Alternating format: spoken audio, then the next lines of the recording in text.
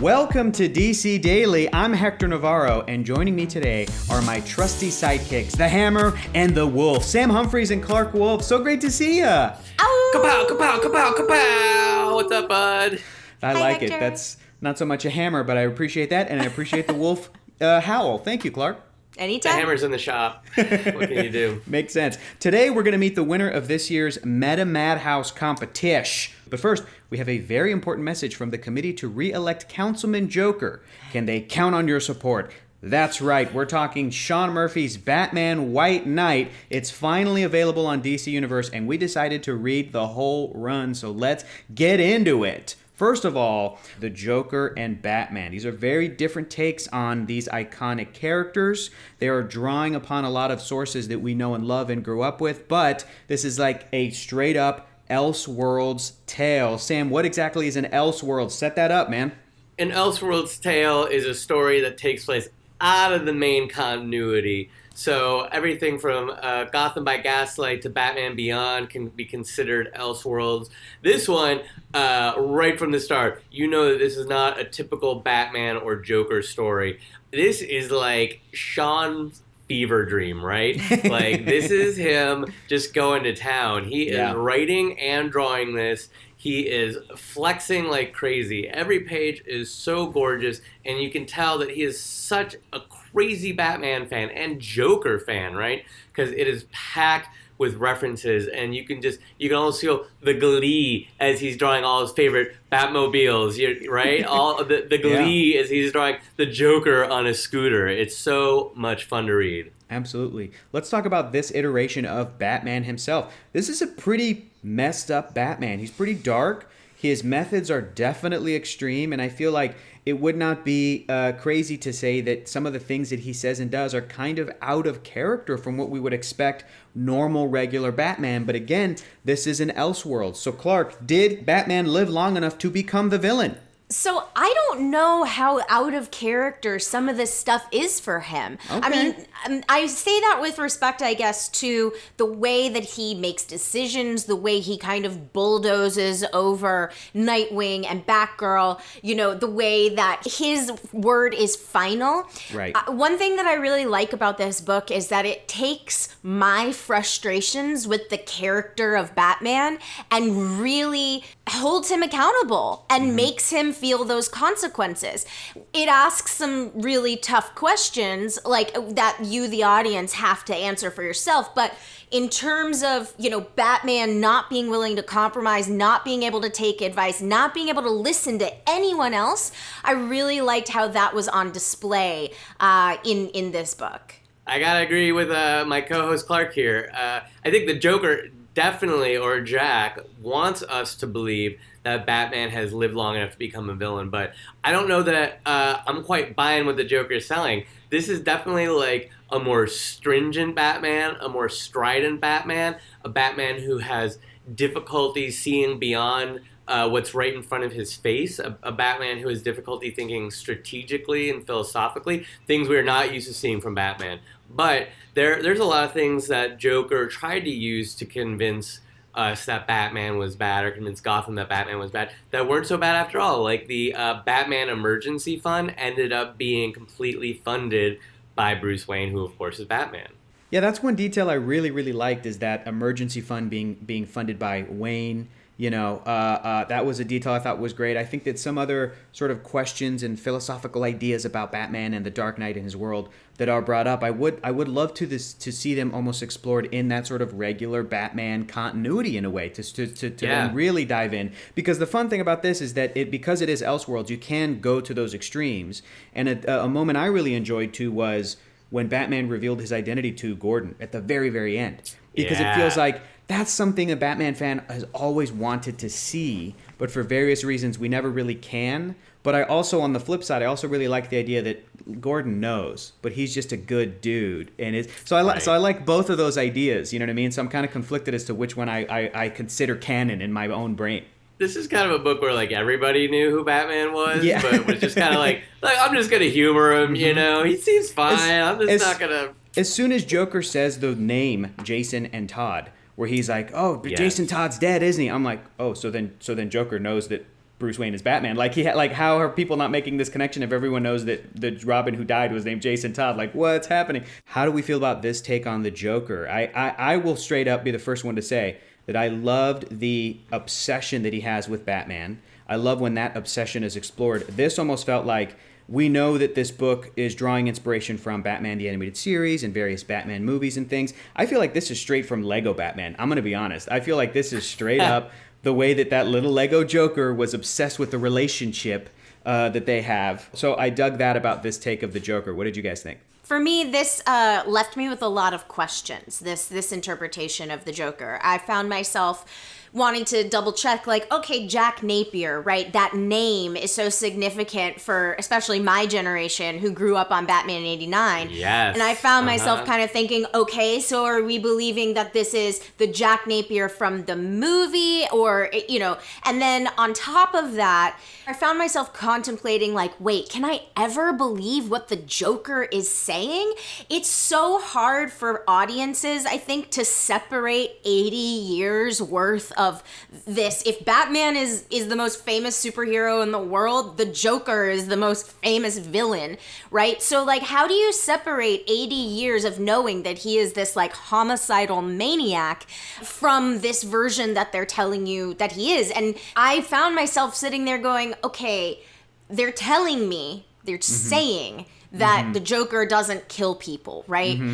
But are we really supposed to believe? Like, are they really telling me as an audience or as a reader all that stuff that you know about what happened to Jason Todd? Like, that totally happened, except the part where he killed him. Jason Todd just ran away. And I was like, what?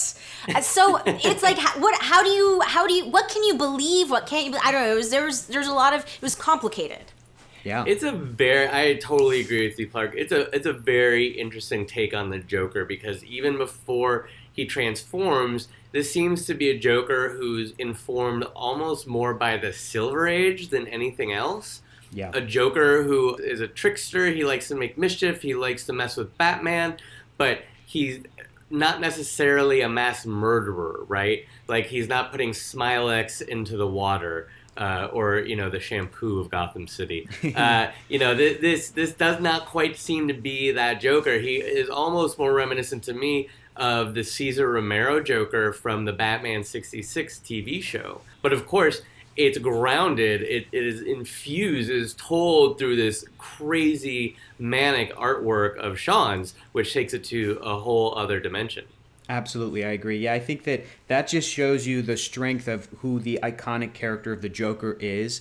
We all love him so much that we are fascinated with stories where he may be the hero. But to even entertain that thought, we have to rebuild him from the ground up, because the Joker is so evil. So this comic book, I think, draws on, again, all of our knowledge and love of the character from all the various ways we know him. And yet it's also trying to have the cake and eat it too, and being like, okay, but this is a brand new, this is a non-lethal, this is a, you know. So I think that's the only way that a story like this could really work, is that he has to be built from the ground up.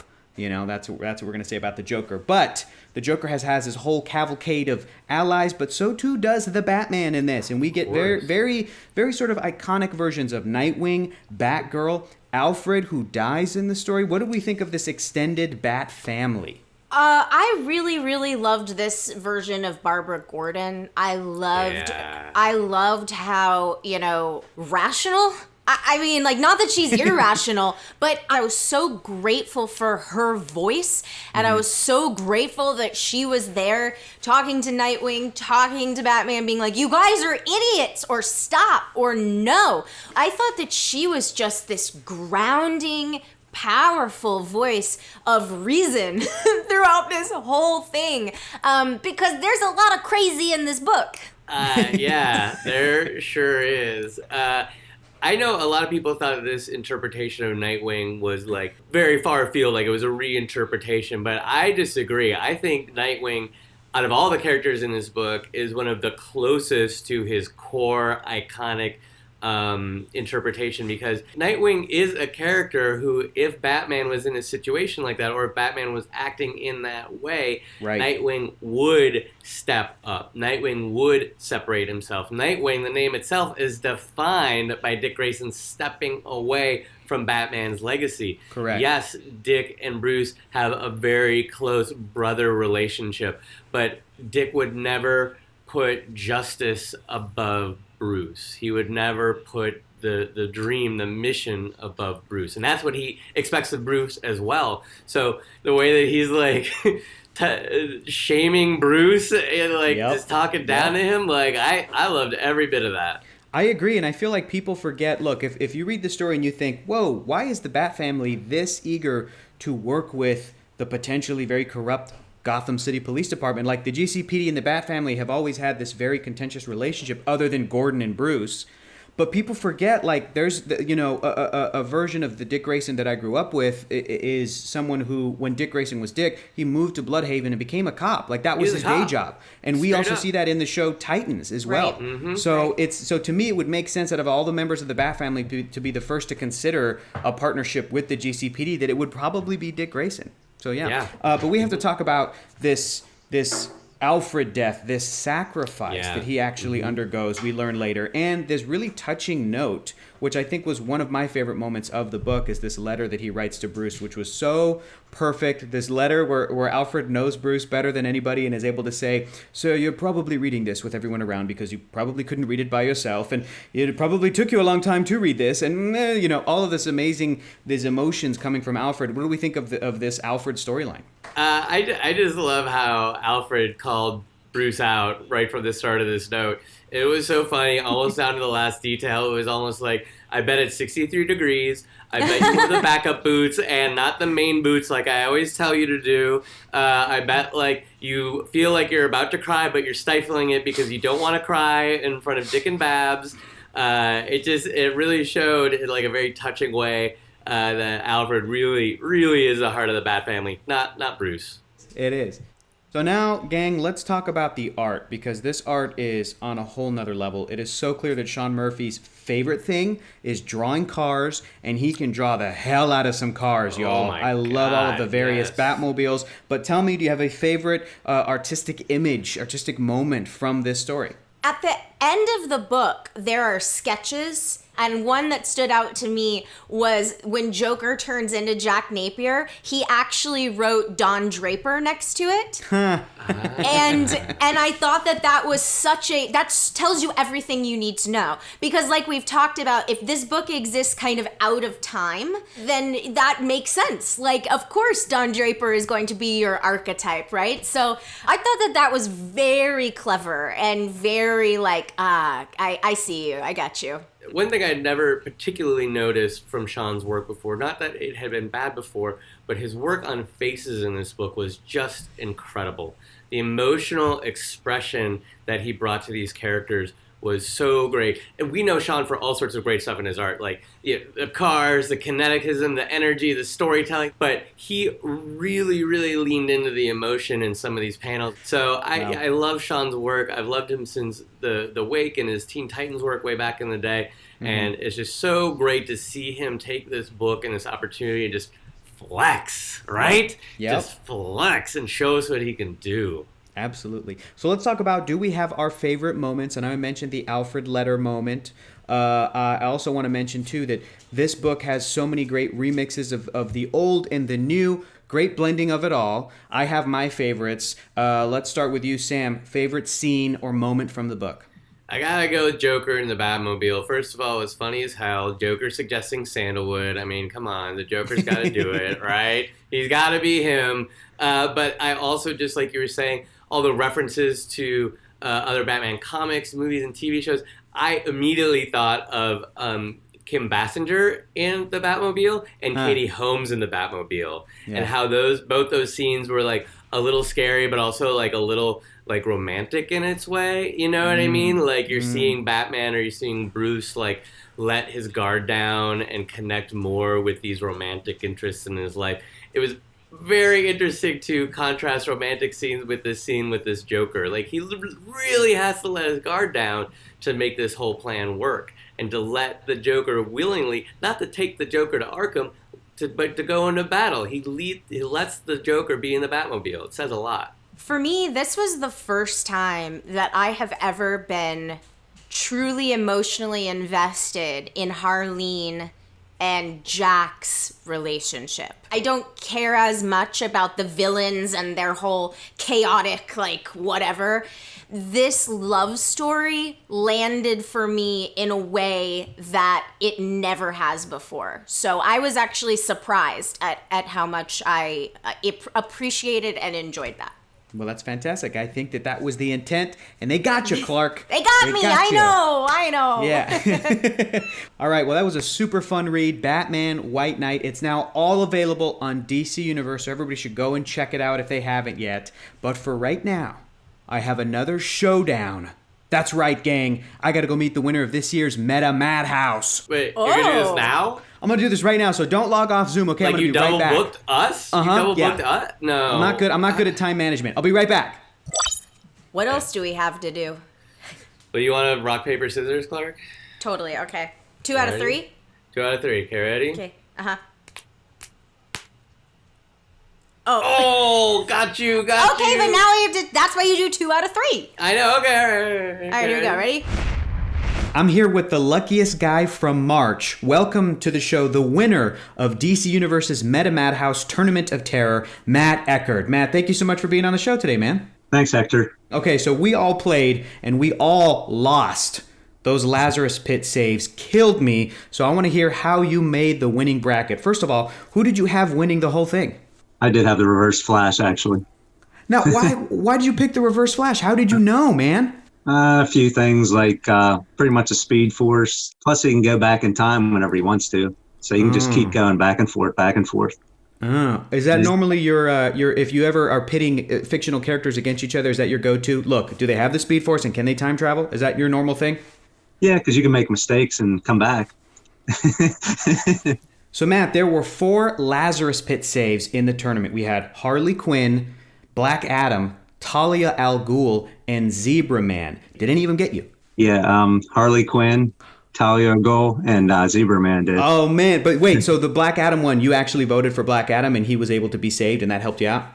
Yes. I don't know much about him. I know Shazam, but I guess they're the same kind of with powers, but that was the only one I was iffy about.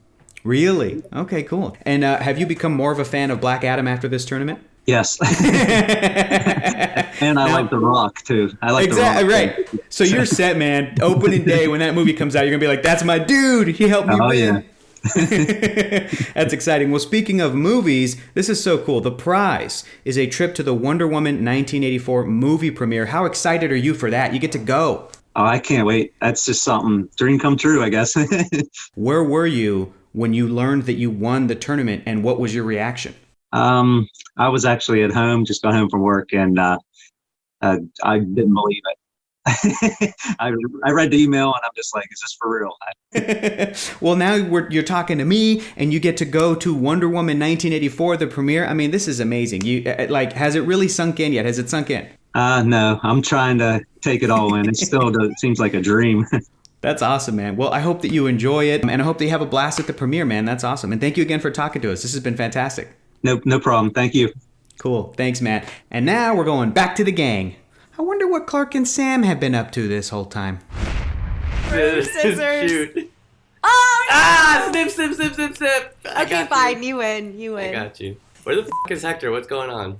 Okay, DC Daily, I'm back. Oh, so nice of you to Hector. join us, Hector. Clark and Sam, how wow, did you want to be part of the show now, Hector? Thanks. Yeah. Hey, Clark and Sam, how did you do in your brackets? I did great. I got 13%. I still don't really understand how the bracket thing works, so there's room for improvement next year. Yeah. Brackets are hard. And there is always next year. All right, that's it for today, everybody. Bye for now. Bye. Bye. Love you all.